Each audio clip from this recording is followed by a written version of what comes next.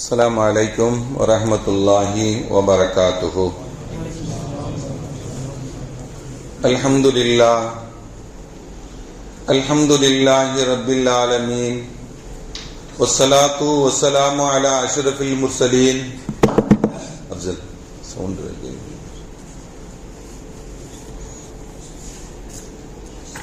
والصلاة والسلام على أشرف المرسلين وعلى آله وصحبه أجمعين أما بعد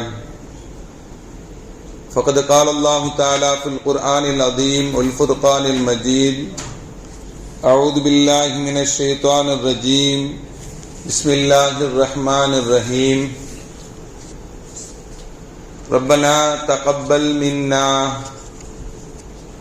إنك أنت السميع العليم رب اشرح لي صدري ويسر لي أمري واحلل عقدة من لساني يفقهوا قولي اللهم صل على سيدنا محمد اللهم صل عليه وسلم.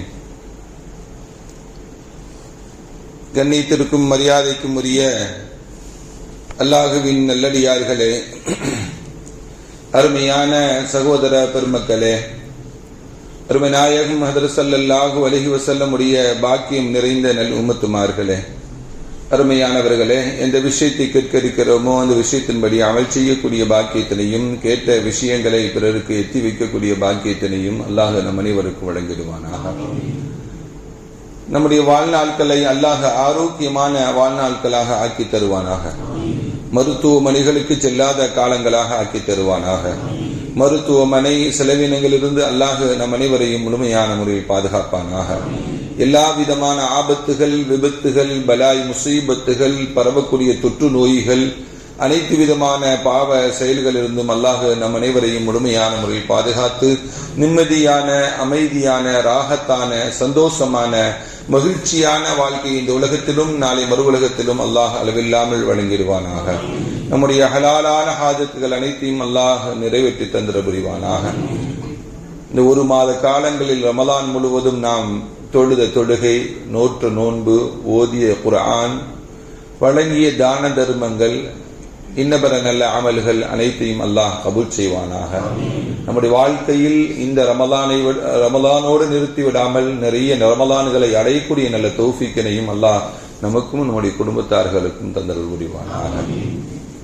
லைலத்துல் கத்ருடைய இறைவனுடைய நற்பேறுகளையும் அல்லாஹ் நம் அனைவருக்கும் தந்தல் புரிவானாக.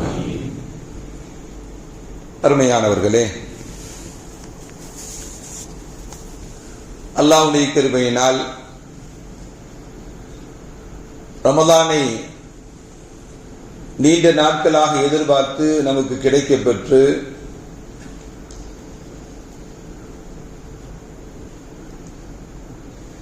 அந்த ரமலான் நம்மிடமிருந்து விடைபெறக்கூடிய நாள், நம்மை விட்டும் விடைபெறக்கூடிய இந்த நாள்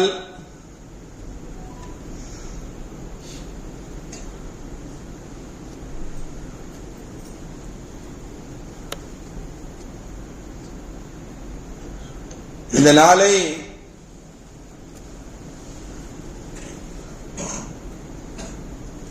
நாம் அல்லாஹ்விடத்திலே நாம் கேட்கக்கூடிய ஒரு சில விஷயங்கள்,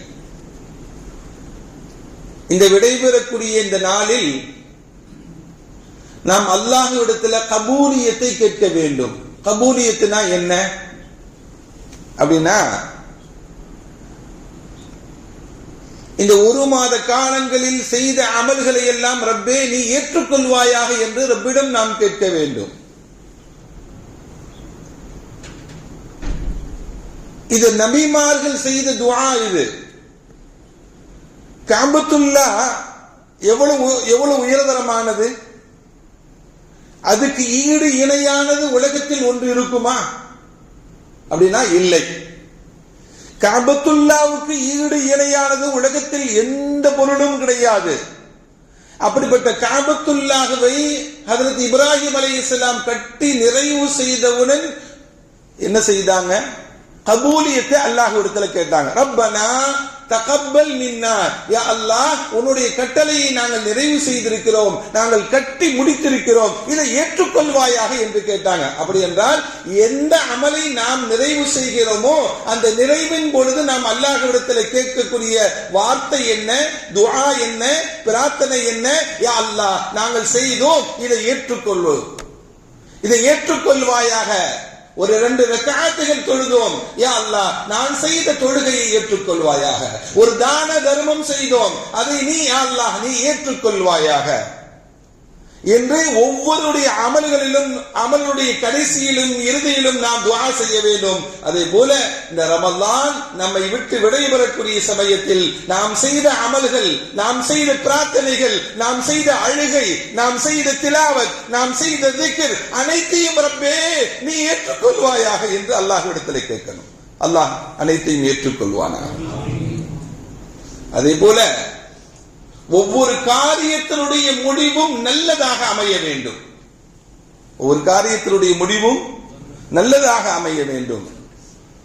அல்லாஹ் இந்த ரமலானை நமக்கு முக்கம்மலாக, பரிபூரணமாக, 29 பரிபூரணம் தான், அல்லாஹ் கொடுத்தது முழுவதும் பரிபூரணம் தான், 30 பரிபூரணம் தான், முக்கம்மலாக அல்லாஹ் நமக்கு கொடுத்திருக்கிறான். அப்படிங்கிற இந்த ரமலானை நாம் என்ன பண்ணணும்? நல்ல முடிவாக அல்லாஹ்விடத்தில் ஏற்றுக்கொள்ளப்பட்டது. ஒரு சந்தோஷம், ஒரு மகிழ்ச்சி. இந்த போன ரமலானை விட நாம் இந்த ரமலானில் நன்கு அமல் செய்தோம், போன ரமலானை விட இந்த ரமலானில் அதிகமாக குர்ஆன் ஓதினோம், போன ரமலானை விட இந்த ரமலானில் நிறைய தான தர்மங்கள் செய்த அந்த மன நிறைவு, முடிவு நல்ல நிலையில் இருக்கணும். அப்படி ஆகுவதற்கும் அல்லாஹ்விடத்தில் பிரார்த்தனை செய்யணும். அல்லாஹ் நமக்கு தந்தருள் புரிவானாக. மூணாவது என்ன கேட்கணும்? இந்த நிறைவான நாளையில் இந்த ரமலான் மீண்டும் நமக்கு கிடைக்கப்பெற வேண்டும். இந்த ரமலான் மீண்டும் நமக்கு கிடைக்கப்பெற வேண்டும். கடந்த ரமலானில் உள்ளவர்கள் எத்தனையோ பேர்கள் நம்மிடம் இல்லை. எல்லாரும் இருக்காங்கன்னு சொல்ல முடியுமா? அப்படின்னா எல்லாரும் இருக்காங்கன்னு சொல்ல முடியாது. இந்த ரமலானில் நாம் இருக்கக்கூடிய நாம் அடுத்த ரமலானிலும் அதுக்கடுத்த ரமலானிலும் நமக்கு இந்த பாக்கியம் கிடைக்கப்பெற வேண்டும். மீண்டும் மீண்டும் நமக்கு ரமலான் கிடைக்கப்பெற வேண்டும் என்பதை அல்லாஹ்விடத்தில் பிரார்த்திக்க வேண்டும். ஸல்லல்லாஹு அலைஹி வஸல்லம் சொல்வாங்க, 2 பேர் ஒன்றாக இஸ்லாத்தை ஏற்றுக்கொண்டார்கள். அதில் ஒருவர் ஷஹீதாக்கப்பட்டு யுத்தத்தில் மரணமாகி விடுகிறார். ஷஹீதுடைய அந்தஸ்து தெரியும், உயர்ந்த அந்தஸ்து. உமர் ரலியல்லாஹு தஆலா போன்றவர்கள் எல்லாம் ஷஹீதை அல்லாஹ்விடத்தில் கேட்டு பெற்றுக் கொண்டார்கள். அந்த ஷஹீத் அப்படிங்கிறது உயர்ந்த தரஜாவை கொண்டது. இன்னொருவர் 1 வருஷம் கழிச்சு படுக்கையிலே சாதாரண மரணமாக அவர் மரணமாகிறார்.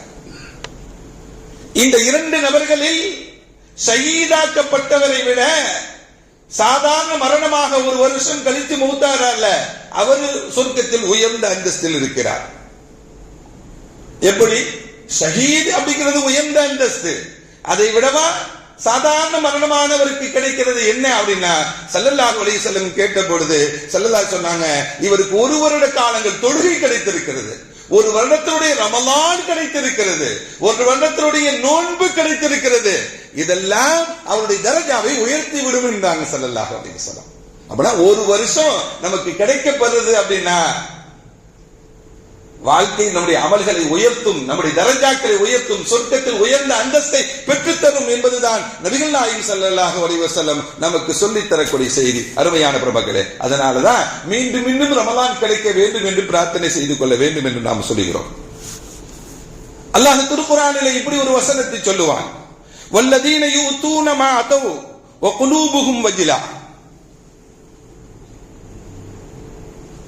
என்ன சொல்றான் அல்லாஹ் இந்த வசனத்துல? ஒரு காரியத்தை அவர்கள் செய்தார்கள் என்றால் அவருடைய உள்ளங்கள் நடுங்கும். ஒரு காரியத்தை செஞ்சாங்கன்னா உள்ளம் என்ன பண்ணும்? நடுங்கும் அப்படின்னு சொல்லி அல்லாஹ் சொல்றான். அதற்கு ஆயிஷா ரலியல்லாஹு தஆலா கேட்கிறாங்க ஸல்லல்லாஹு அலைஹி வஸல்லம், யா ரசூலல்லாஹ், ஒரு மனிதன் ஒரு காரியத்தை செய்தால் உள்ளம் நடுங்கும் என்று இந்த வசனம் இருக்கிறது, அவன் திருடினால் அவனுடைய உள்ளங்கள் நடுங்குமா?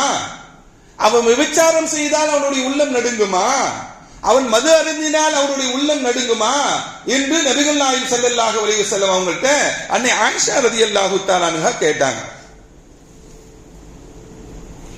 ஸல்லல்லாஹு அலைஹி வஸல்லம் சொன்னாங்க, ஹுவல்லதி யஸூமு வ யுஸல்லி வ யதஸத்தகு வ ஹுவ வஜிலா.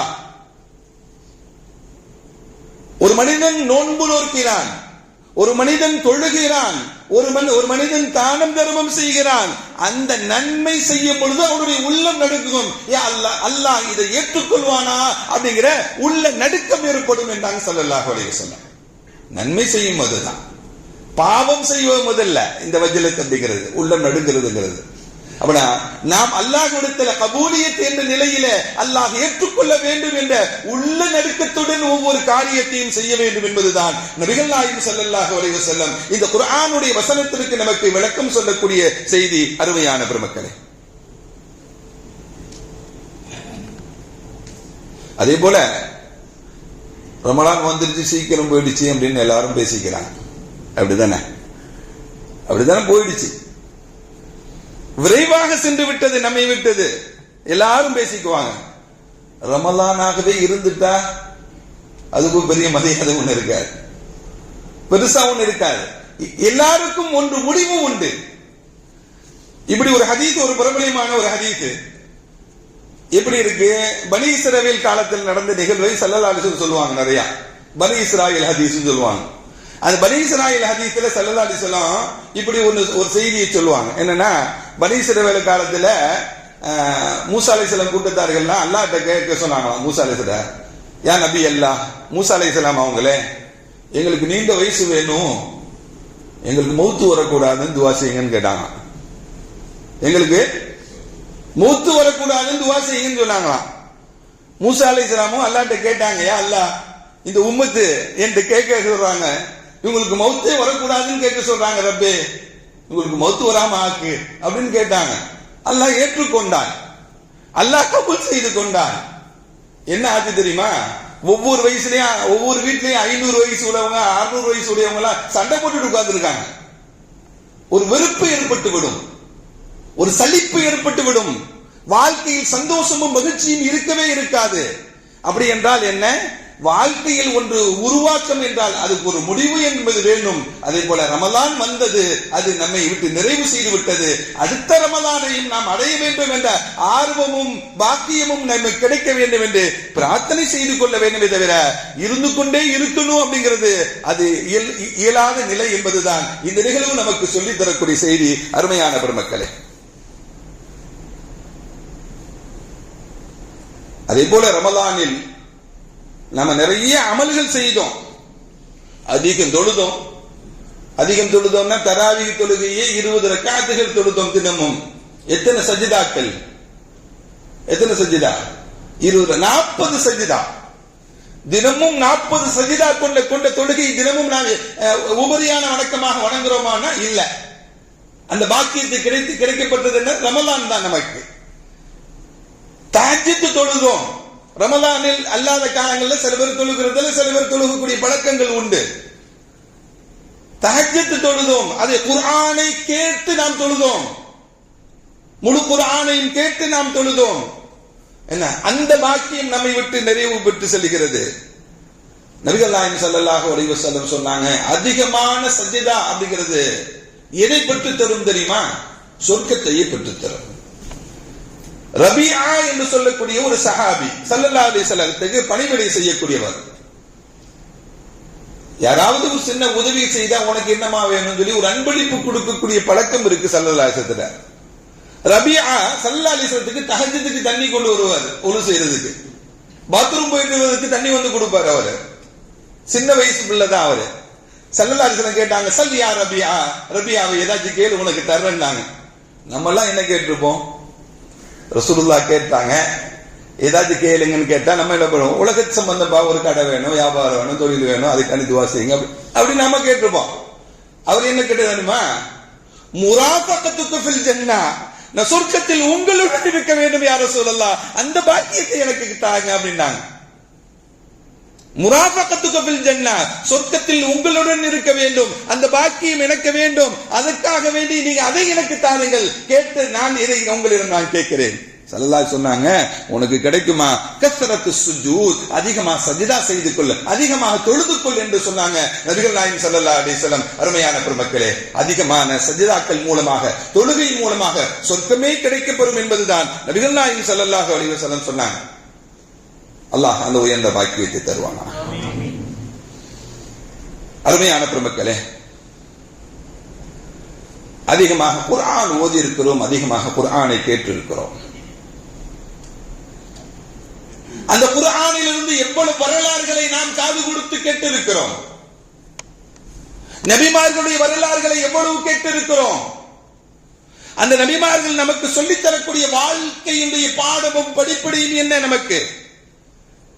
அல்லாஹ் நிறைய நபிமார்களை பற்றி குர்ஆனிலே சொன்னாலும் சில நபிமார்களை பற்றி வெறும் பெயரை மட்டும் சொல்லுவான். இல்யாசீன் அப்படிங்கிறான் அல்லாஹ், யஸா அப்படிங்கிறான், அதே போல துல்கிஃபுல் அப்படிங்கிறான். இதெல்லாம் வெறும் பெயர் மட்டும் தான் வருது, அவங்களுடைய வரலாறு இல்லை. ஆனா நிறைய நபிமார்களுடைய வரலாறை குர்ஆனில் சொல்லி இருக்கிறார். அந்த குர்ஆனுடைய வரலாறை காதில் கேட்டு இருக்கிறோம். அந்த குர்ஆனுடைய வரலாறுகள் நமக்கு என்ன படிப்பினை அப்படின்னா, ஏன் அல்லாஹ் இந்த குர்ஆனுடைய வரலாறுகளை, நபிமார்களுடைய வரலாறுகளை சொல்றான் அப்படின்னா, திருக்குர்ஆனிலே ஒரு வசனத்தில் அல்லாஹ் சொல்வான், வகுல்லன் நகுஸ்ஸு அலைக மின் அம்பாஇர் ருசுல். நபிமார்களுடைய வரலாறுகளை ஏன் கூறுறான் அப்படின்னா, அல்லாஹ் உங்களுடைய நுஸப்பித்து ஃபுஆதக், நபியே உங்களுடைய உள்ளத்தை உறுதிப்படுத்துவதற்காக வேண்டி, உங்களுடைய உள்ளத்தை உறுதிப்படுத்துவதற்காக வேண்டி. நமக்கு ஒரு பிரச்சனை வந்துச்சு, ஒரு சிரமம் வந்துச்சு, ஒரு கஷ்டம் வந்துச்சுன்னா எங்க திரும்பி பார்க்கணும்? நம்ம எங்க திரும்பி பார்க்கணும்? நபிமார்களுடைய வரலாறை திரும்பி பார்க்கணுங்கிறான். அந்த நபிமார்களுடைய வரலாறை நாம் திரும்பி பார்த்தோம் என்றால், அவருக்கு ஏற்பட்ட பிரச்சனை, அவருக்கு ஏற்பட்ட சோதனை, அவருக்கு ஏற்பட்ட கஷ்டங்களை நம்முடைய உள்ளத்தில் நாம் தாங்கிக் கொண்டோம் என்றால் நமக்கு ஏற்பட்ட பிரச்சனை என பறந்துவிடும். ஒரு நோய் வந்துச்சு ஒரு ஆளுக்கு, அய்யூப் அலைஹிஸ்ஸலாத்தை நினைச்சு அவருக்கு நோயுடைய கவலை ஏற்படுமானா? ஏற்படாது. அவ்வளவு பெரிய சோதனை, நோயினால் ஏற்பட்ட சோதனை அவர்களுக்கு. ஒரு மனுஷன் மீனுடைய வயிற்றுல போய் சோதனையாக முடியுமாங்க? திரும்பி உலகத்துக்கு வர முடியுமா? எவ்வளவு பெரிய சோதனை அவங்க சந்திச்சாங்க. யூனுஸ் அலைஹிஸ்ஸலாம் ஒரு இக்கட்டான நிலையில நம்ம போய் மாட்டிக்கிட்டோம், அதுல தப்பிக்க முடியல. யாரதான் நம்ம நினைச்சு பார்க்கணும்? யூனுஸ் அலைஹிஸ்ஸலாத்தை நினைச்சு பார்க்கணும். நம்ம அதிலிருந்து விடுபடுவதற்கு அவர்கள் என்ன செய்தார்கள்? அதிலிருந்து தப்பிப்பதற்கு என்ன செய்தார்கள்? அல்லாஹ்வை புகழ்ந்தாங்க, அல்லாஹ்வை தஸ்பீஹ் செய்தாங்க. அதை நாம நம்முடைய வாழ்க்கையில் நம்முடைய இக்கட்டான நிலை வரும்பொழுது யூனுஸ் நினைக்க வேண்டும். யூனுஸ் அலைஹிஸ்ஸலாம் அவங்கள. நோய் ஏற்பட்டது அய்யூப் அலைஹிஸ்ஸலாத்தை நினைக்க வேண்டும். எதிரிகளுடைய தாக்கங்கள் ஏற்படும் பொழுது மூசா அலைஹிஸ்ஸலாத்தை நாம் நினைக்க வேண்டும். துரத்திக்கிட்டு வர்றாங்க, அவங்க அல்லாஹ்வை நினைத்தார்கள். கடல் பிளந்தது. எப்படி பிளந்தது? அப்படி சிந்தனைக்குள்ள அல்லாஹ் கிட்ட. அப்படி இப்படி வாழ்க்கையில நமக்கு வரலாறுகள் நமக்கு கூறப்படுவதற்கு காரணம் என்ன? நுஸப்பித்து ஃபுஆதக, உங்களுடைய உள்ளத்தை உறுதிப்படுத்துவதற்காக வேண்டி நீங்க அல்லாஹ்வுடைய ரஹமத்தை விட்டும், அருளை விட்டும், அல்லாஹ்வுடைய கருணையை விட்டும் நீங்க என்ன பண்ணிடக்கூடாது? நிராசையாகிடக்கூடாது. அல்லாஹ் இருக்கிறான், அல்லாஹ் வழிகாட்டுவான், நமக்கு உதவி செய்வான், நம்முடனே இருக்கிறான் என்ற நிலை நமக்கு உருவாக வேண்டும் என்பதுதான் இந்த குர்ஆன் நபிமார்களுடைய வரலாறுகளை சொல்லித் தருகிறது என்று குர்ஆனுடைய வசனமே நமக்கு ஒரு பதிலாக நமக்கு சொல்லித் தருகிறது. அருமையான பெருமக்களே, அந்த குர்ஆனை நாம் முழுமையாக கேட்டோம், அந்த வரலாறை நாம் முழுமையாக கேட்டோம்.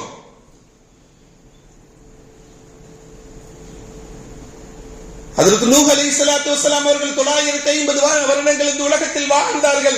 இந்த 950 வருடங்கள் இந்த உலகத்தில் வாழ்ந்த சமயத்தில் அவர்கள் தஅவா என்ற அழைப்புப்படி கொடுத்தாங்க.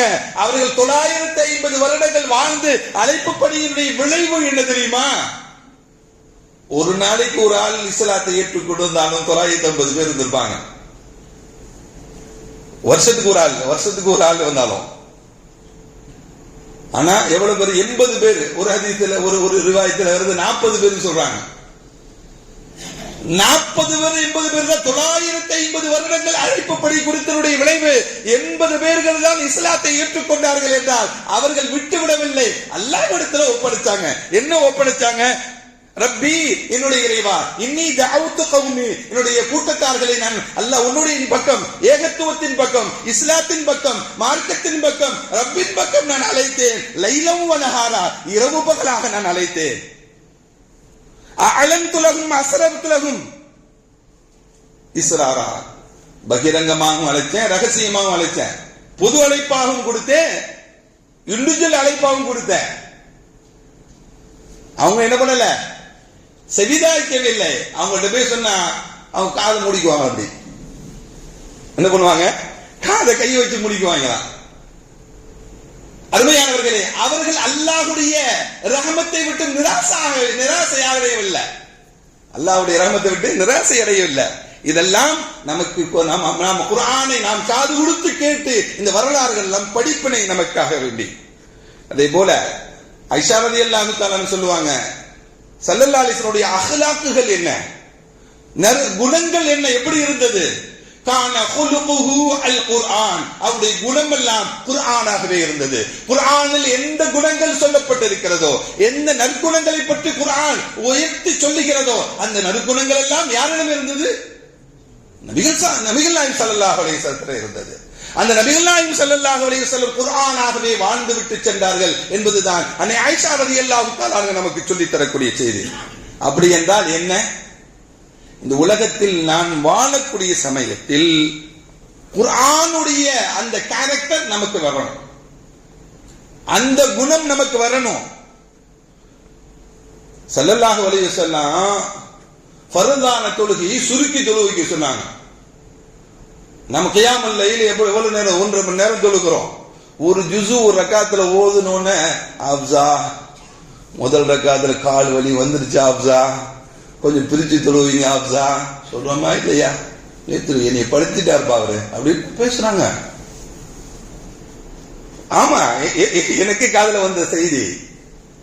நம்மளால முடியல. அதுதான் நம்ம பழகிட்டோம் அப்படின்னா, பழகிட்டோம்னா, தினமும் நின்று பழகிட்டோம்னா அந்த சிரமம் தெரியாது. வருஷத்துல ஒரு தடவை நிக்கிறோம், சிரமங்கள் இருக்கதான் செய்யும். ஸல்லல்லாஹு அலைஹி வஸல்லம் ஃபர்தை சுருக்கி தொழுகைக்கு சொன்னாங்க. ஒரு ஆள் நீளமாக எங்களுக்கு இமாமத் செய்கிறார் என்று முறையிட்ட பொழுது ஸல்லல்லாஹு அலைஹி வஸல்லம் அவரை கூப்பிட்டு கண்டிச்சாங்க, ஃபர்தை சுருக்கி தொழுவீங்க அப்படின்னாங்க. ஏன் அப்படின்னா, பின்னாடி குழந்தைகள் இருக்கலாம், பயணம் மேற்கொள்ளக்கூடியவர்கள் இருக்கலாம், நோயாளிகள் இருக்கலாம், பெரியவர்கள் வயதில் முதிர்ந்தவர்கள் இருக்கலாம். தொழுகை நேரம் வந்து தொழுது அடுத்த வேலையை போயிடலாம் சொல்லி ஹாஜத் உடையவர்கள் இருக்கலாம், தேவை உடையவர்கள் இருக்கலாம். அவங்க எல்லாம் போய் தக்பீரை கட்டிட்டு சூரத்துல் பக்ராவை ஃபர்துல ஓதுனோம்னா திட்டி குமிச்சிட்டு போயிட மாட்டான். ஸல்லல்லாஹு சொன்னாங்க ஃபர்தான தொழுகை.